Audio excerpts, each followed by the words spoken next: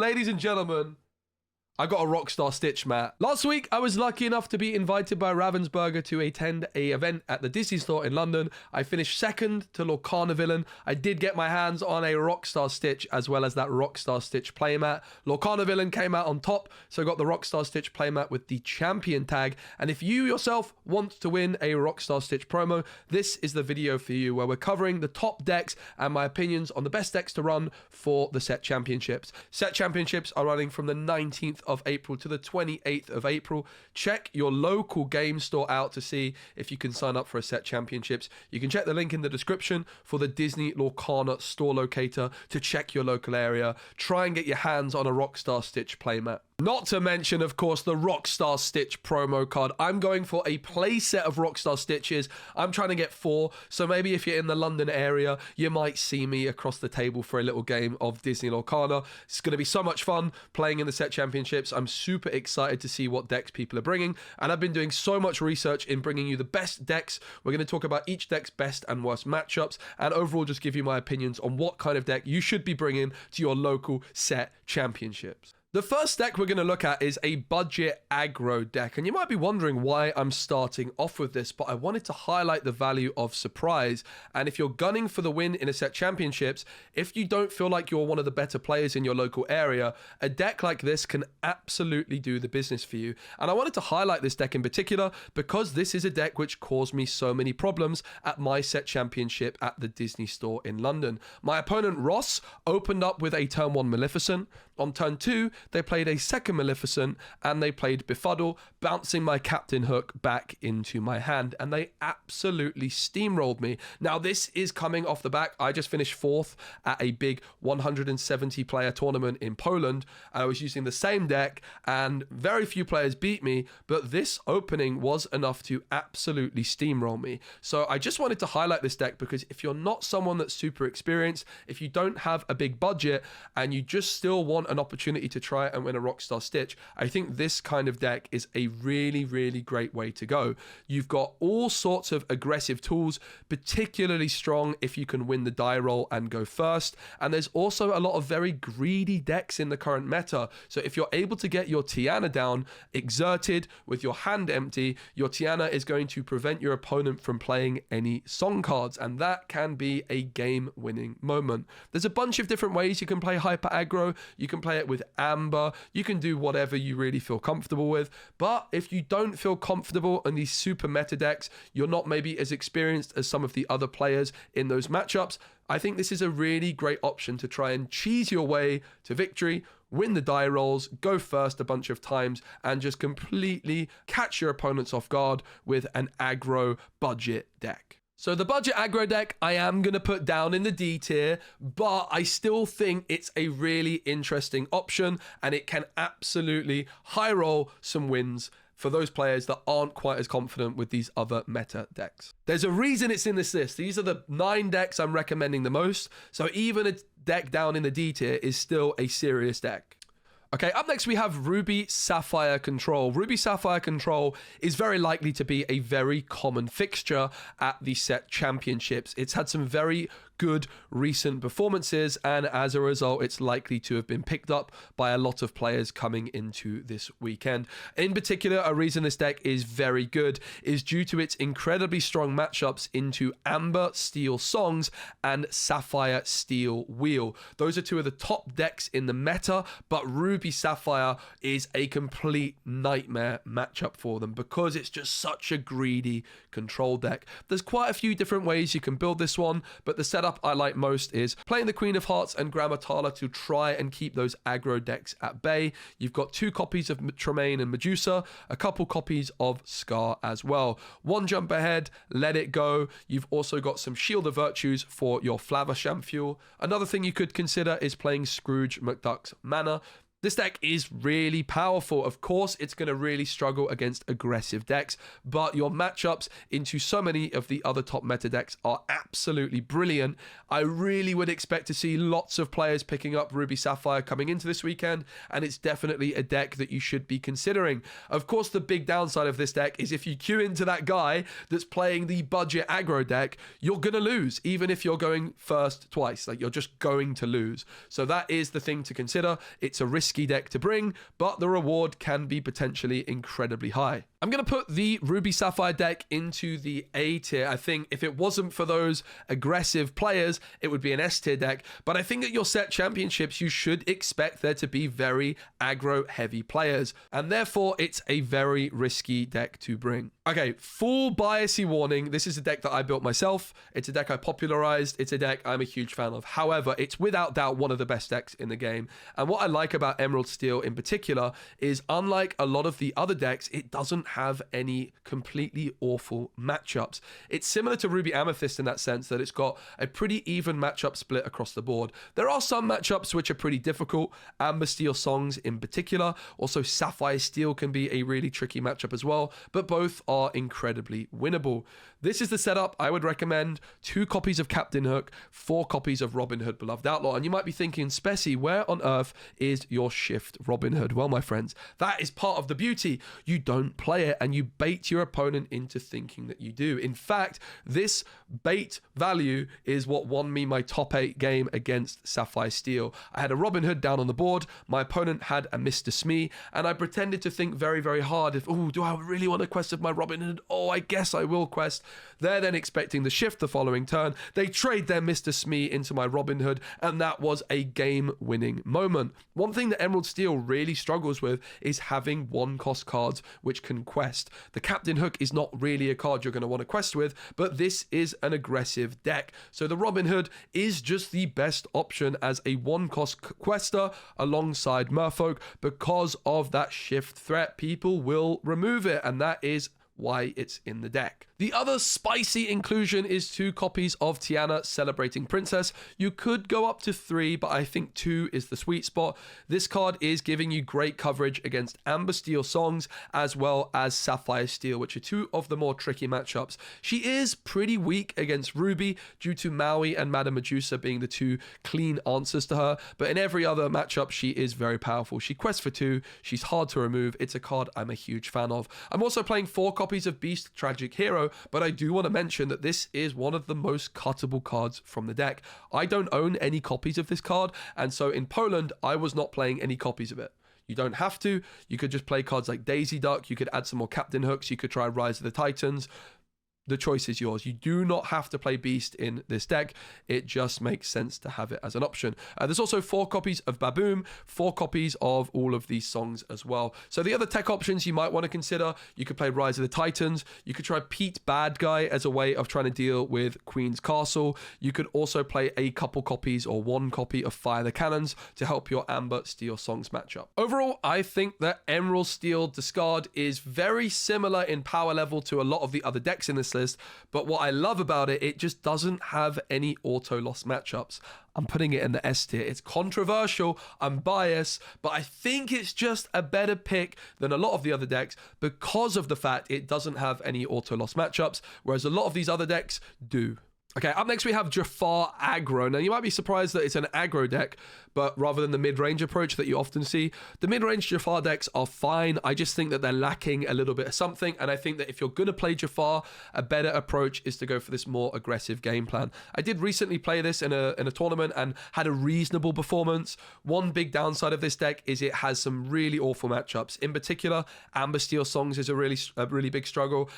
Also struggles against Emerald Steel. It doesn't have a great matchup into Ruby Sapphire either. I think the deck's just lacking a little bit of something. The main considerations to cut are the Smee and the Smash, but basically this deck is just looking to get to around 6 lore quite early on with cards like Pascal, Chernobog's Followers. You shift in a Jafar, you sing A Whole New World, and then you try and find some more ways of drawing with Jafar. So you have Friends, Stormray John, The Lamp, Bosses on a Roll. Bosses on a Roll is a card I absolutely adore with Jafar. You can put A Whole New World on top of your deck, particularly powerful if your Whole New World World gets discarded. This card just gives you so much consistency. I wouldn't recommend Jafar, but it is an interesting option for sure, and it's also a pretty affordable setup.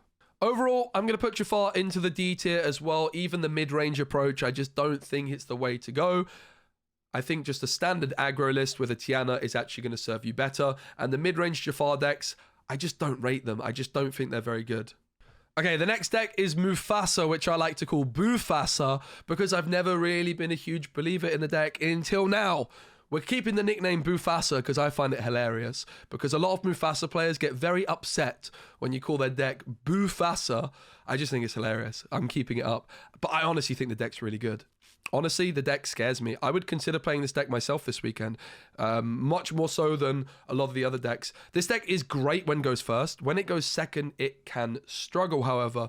The setup I went for is Pluto as the only one-drop. Pluto into dock is really powerful against decks like Emerald Steel, which want to play a Cursed Merfolk on turn 1 because your Pluto's going to survive. I think Queen of Hearts is a nice option to have as well to help you out when you are going second. Mother Gothel, Rapunzel synergy is a big reason this deck is really, really powerful. I am playing Pongo. Honestly, I hate this card, but it's inkable and it can give you some card draw. There's slightly Lost Boy in here. Shout out to Decandio, who's playing slightly Lost Boy. This is just a pretty bad card, but a way of dealing with Surfer Mini in that matchup against Ruby Amethyst. The rest of the deck, there's lanterns in here. A lot of people don't believe in the lanterns. I think you always have to play lanterns in this deck. I'm also on 4 Medusas, 4 Tremaines, which you could definitely trim down to being less.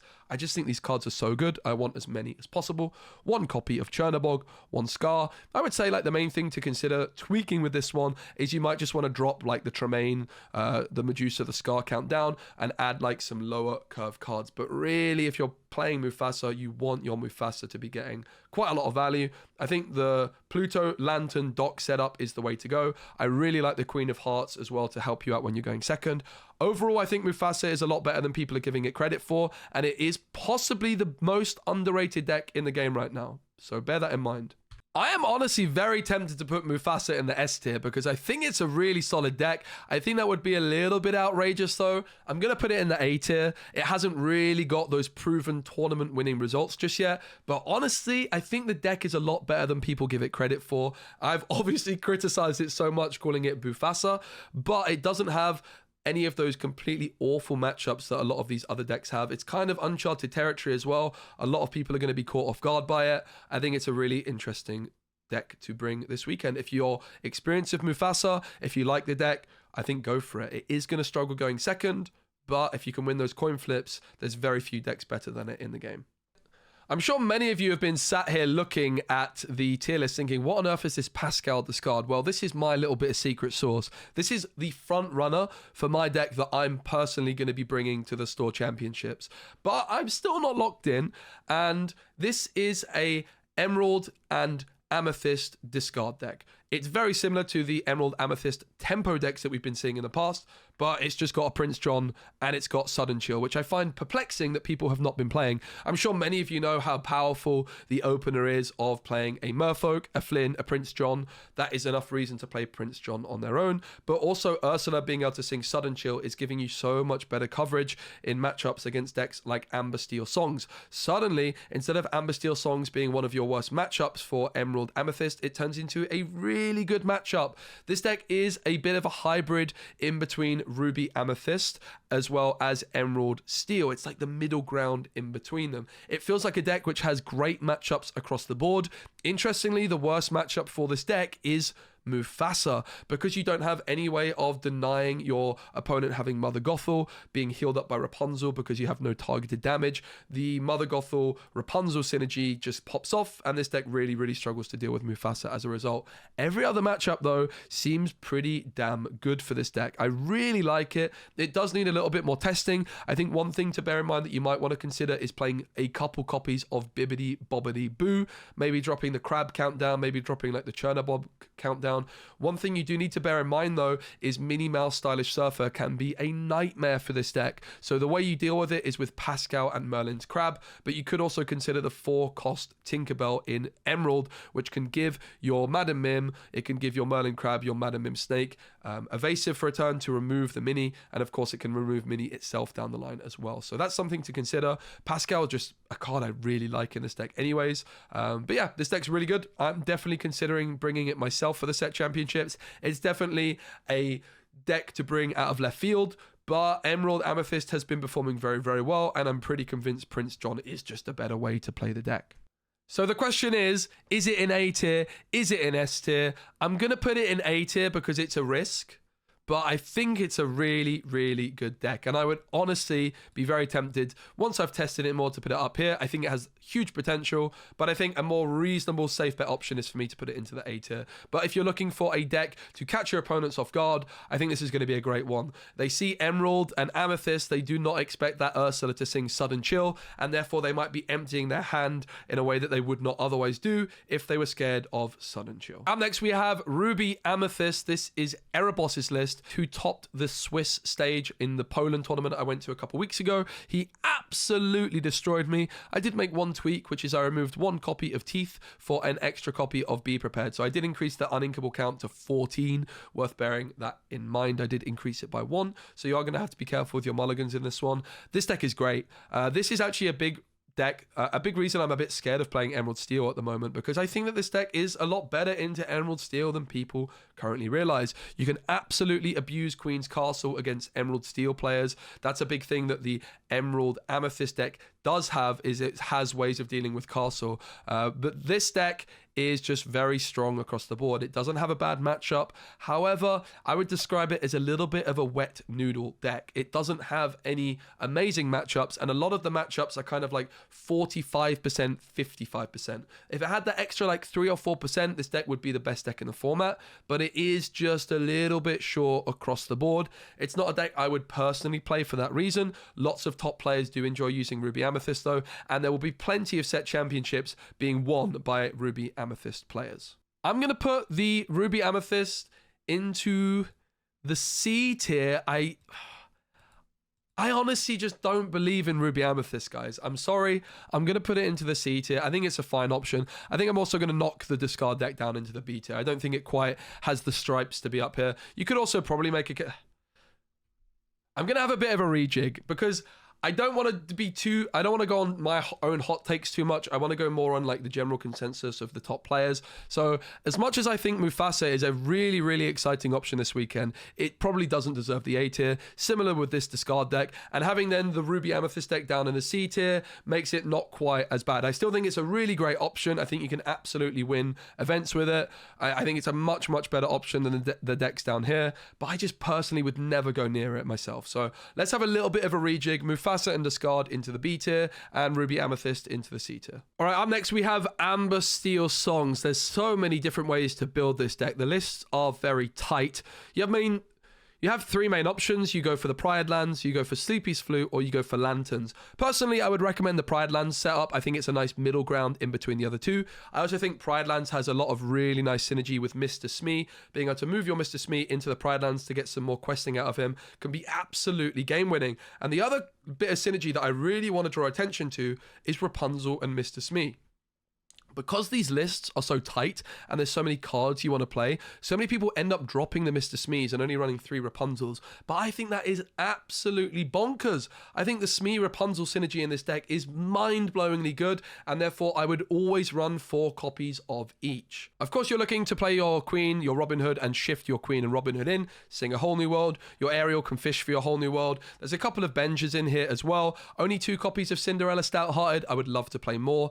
I personally don't believe in the Sapphire Stitches in these decks. You could also play 1 copy of Chernabog. One other thing to note is that I'm a little bit low on songs with just 3 Bare Necessities, 3 Strength of a Raging Fire, and 1 Zeus. You could, of course, play 4 of each of these, 2 Grab Your Swords, and the 4 Pride Lands. Pretty heavy on the uninkables at 15, but I think with an Ariel Whole New World deck, you should be heavy on uninkables. Again, these lists are very tight, and there's different ways you can build them. This is how I would personally do it. I think the deck is amazing. I think if it wasn't for the matchup, into Ruby and Sapphire, it would be the best deck in the format. But Ruby and Sapphire absolutely destroys this deck. Pride Lands does give you a little bit of an extra something in that matchup, as does Smee for some early questing, can help you out in that matchup, but it's going to be an uphill battle for sure. Overall, I'm going to put Amber Steel Songs into the S tier. It does have a tricky matchup into Ruby Sapphire control, but if you can dodge that, maybe your Ruby Sapphire control opponents get knocked out by the hyper aggro players and things like that, and then the Songs deck is just going to be the favorite for the tournament, as long as you're not queuing into Ruby Sapphire control. And finally, last but certainly not least, we have Sapphire Steel Wheel, another incredible deck. This deck has one bad matchup as well, also Ruby Sapphire, but you can make a case that it's favored into every other deck. The big difference between Amber Steel Songs and Sapphire Steel, though, is Sapphire Steel has a weaker matchup into Emerald Steel than the Songs deck does. In a matchup of Sapphire Steel versus Amber Steel, the Sapphire Steel player is more favored, but it's also important to recognize that this deck can lose to itself quite often. If you miss your ramp, if you draw a bunch of uninkables, because often if you miss ramp, you're just gonna slam down like 7 cards. My uninkable count is at 18, which is a lot, but bear in mind you do have Fishbone Quill. The setup I've gone for here is with Robin Hood and Robin Hood. This gives you an extra option of playing a whole new world nice and early on, and the Robin Hood is just a really nice card to sing songs like Let It Go, A Whole New World, Grab Your Sword. I've also gone for the 1 jump ahead over the Mickey Mouse. You can play 1 jump ahead on turn 2, Bell on turn 3, and you can use Bell's Read a Book ability, which allows you to ink an extra card from your hand each turn to then sing A Whole New World shortly thereafterwards. It's a really good ramp option if you miss the Fishbone Quill. The Fire the Cannons is aimed at the Emerald Steel players to just have an extra way of dealing with their merfolk. It can be a game changer. And of course, with your Fishbone Quill, you have a nice way of just inking these cards if you don't want to play them. Again, lots of different ways you can go about building this list. You could reduce the uninkable count maybe by removing the Along Came Zeus for something else. But I think this deck is really strong. Very difficult to play though if you're not experienced with it. The mulligan in particular is quite tricky. A lot of the time you're just forced to either mulligan 7 cards and then you can brick. If it wasn't for the really bad Ruby Sapphire matchup, it would also be definitely contested. It would also be best deck in the format alongside Steel Songs, but it does have a really bad matchup into Ruby Sapphire. I'm going to put the Sapphire Steel Wheel deck into the A tier as well. Honestly, not sure on the order of these. You could put them in any order. Personally, I think Discard is a slightly better pick just because of its even matchup spread, whereas with the Songs on the Wheel deck, you're very much risking running into Ruby Sapphire. But if you like your chances of dodging Ruby Sapphire, these decks are definitely better than Discard. But that one matchup is what holds them off from being that much better. So this is my overall tier list. I really wouldn't recommend Jafar. I just don't think the deck is good enough, as much fun as it is. I think the aggro deck is a really good option if you're a newer player that's maybe not quite as, or if you're a player that's not quite as confident playing these other meta decks. Ruby Amethyst is a really great option. I just think there's better decks out there. I think the Discard and the Mufasa decks are kind of the dark horse decks for this set championships. If you want to catch your opponents off guard with some very strong decks, I think these are really, really good options. These are the 2 decks I'm honestly most interested in playing myself. Ruby Sapphire control, amazing, but you run the risk of running into these aggro players. Also, it's got a really difficult matchup into both Emerald Steel, Mufasa, and the green purple deck. And then the Songs, the Wheel deck are kind of the big powerhouse decks if you want to dodge control. And then the Emerald Steel Discard deck is the deck you go for if you want to have solid matchups across the board. But also, you just have to be confident in the matchups against Songs and against the Wheel deck, because you're going to really struggle in those matchups if you don't know the lines. That's my meta report. Let me know what you think. Let's have it. Set championships. It's going to be such a fun time. Good luck in your tournaments. Let me know in the comments what deck you're bringing. If you think there's any other dark horse decks I should have mentioned, which you're thinking of bringing. And let me know if there's anything you strongly disagree with in my meta report. I know there's going to be a lot of Ruby Amethyst players very unhappy with my review. And I do also want to mention one final time, I do think Discard is a lot worse into Ruby Amethyst than people believe. So maybe discard is not even that good for that reason. And that's why I'm kind of more interested in this purple-green discard deck, because this matchup should be a lot better when you have Madam Mims and Foxes. So that's the reason I'm personally not completely sold on the discard deck, because I don't think the matchup into Ruby Amethyst is as good as people realize. I think it's a lot worse. And I think if the Ruby Amethyst players learn to just play Queen's Castle at the right moment, things can get really hairy very, very quickly for discard. All right, guys, thanks so much for watching. Give the video a like. Big shout out to Ravensburger for inviting me to the set championships at the Disney store for content creators and media. It was so much fun. I really appreciate it. And wish me luck, guys, on getting my 4 Rockstar Stitches. I want that playset of enchanted Rockstar Stitches, and you best believe I'm going to keep them and get them framed or something like that. Or maybe I'll just start playing them in the next set 4 championships. I'll show up with my Rockstar Stitch playmat and my 4 Rockstar Stitches all in the deck. That would be a bit of a flex. All right, guys, give the video a like and subscribe for more.